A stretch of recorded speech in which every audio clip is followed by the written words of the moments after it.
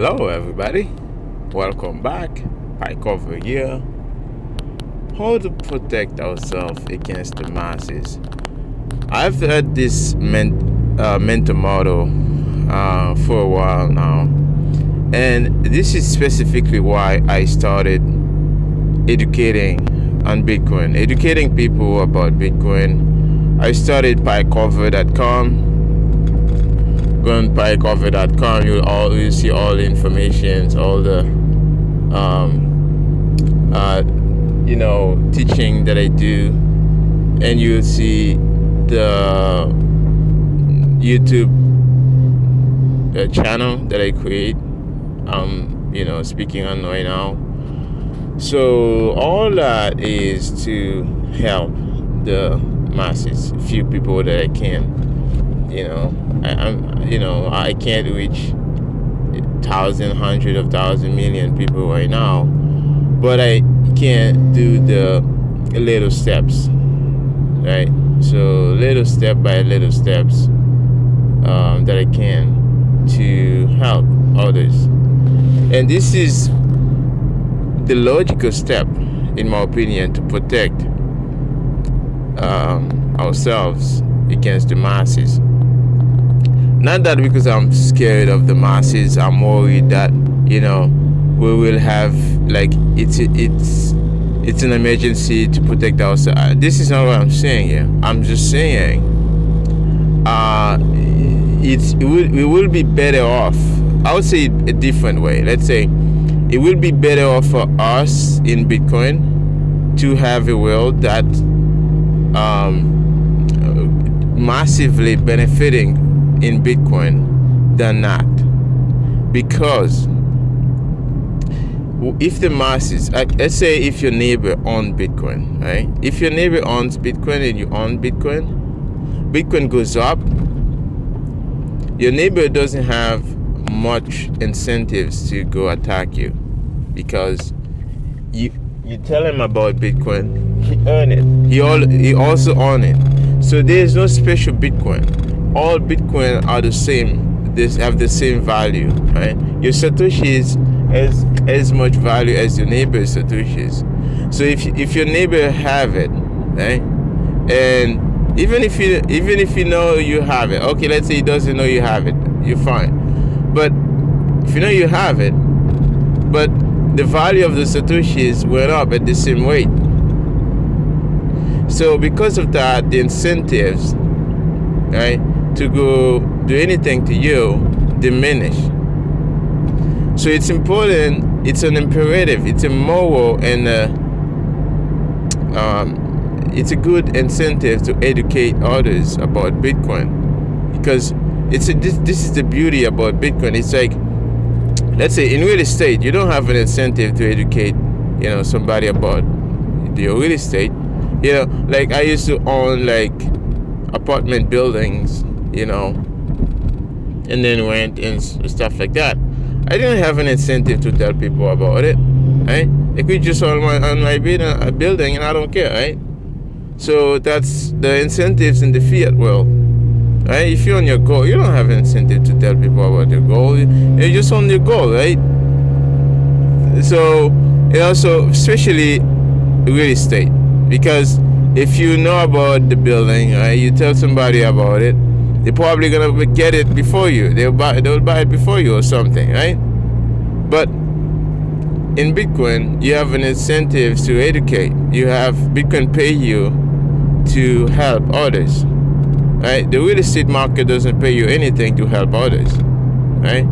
So if I educate 1,000 people about Bitcoin and they start accumulating, and they taking those Bitcoin to cold storage, Bitcoin value proposition goes up because there's less Bitcoin available in the market, and all those people get Bitcoin. They are working to protect their Bitcoin stack, because they don't want to sell it. Because if they understand it, they will save it, and they will use their energy and their time to work to pay their bills. They won't use the Bitcoin. They will use that. They keep that Bitcoin in saving, cold storage, right? So because of that, you know, you can plug your family, plug everybody, plug your friends, plug your neighbors in Bitcoin, right? This is the Bitcoin economy. This is how Bitcoin takes over, is by plugging all those people in Bitcoin. And the more and more we do that, the more and more communities and cities and all these things happening around the world, in countries around the world, the more Bitcoin value proposition goes up. So I always come back to the value proposition, the value of the Bitcoin, is because it's important that a lot of people start to see it as their money, right? Start to see it as their saving, right? Because this is a saving technology, right? It's not an investment like most people misunderstand. It's not like get rich quick. It's a saving technology, right? You want to use it for what it is. So this is exactly what I mean when I say, teach others, help others, right? I know there's a risk, right? You would expose yourself. Like, I don't really expose my face online. Yes, my voice is out there. So, but I don't really expose my face all the time about what I'm doing. Like, not because I'm afraid. Like, I don't have like a lot of Bitcoin anyway. So I'm just a regular guy, right? So I'm just on the way to work. In my labor job. Just in my regular job, just like anybody, any normal person, right? So I'm nobody special. So, but I feel the necessity. I find joy. I find enjoyment on teaching and helping others catch.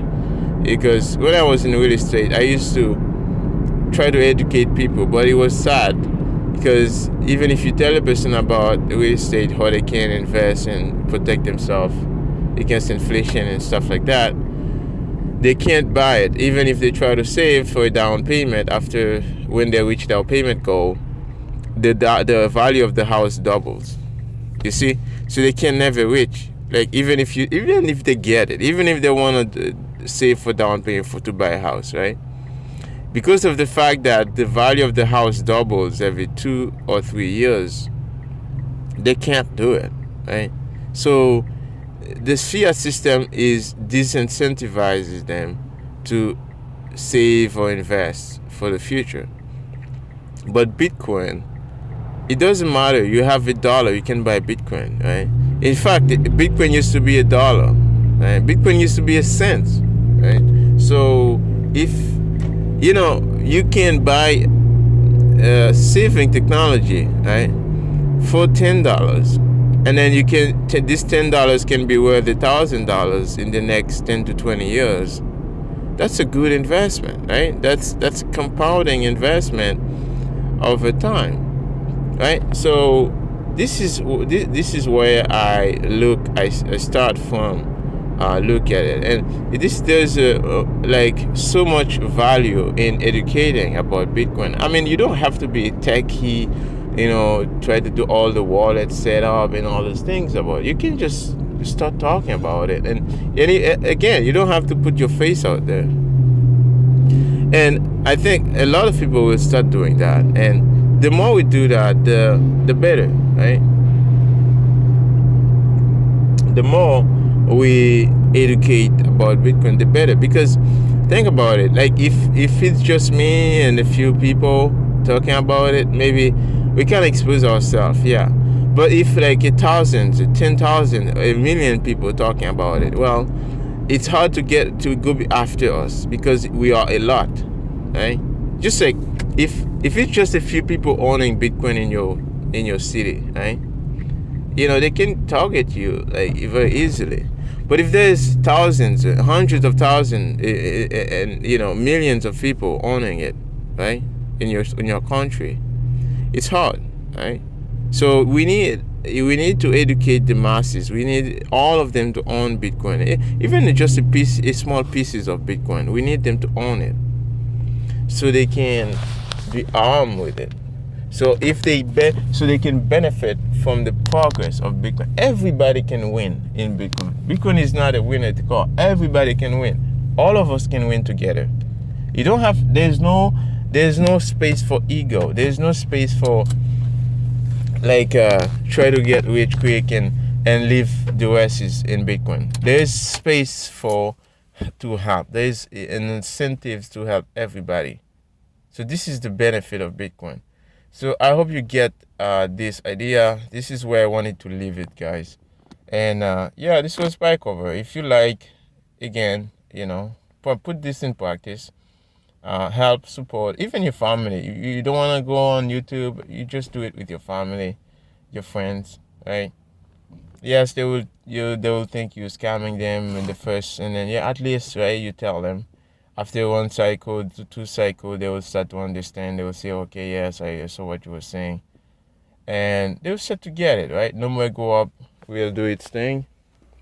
So and all of that, right? So, anyways. I'll see you guys again in the next talk. This was PieCover. Thank you for listening.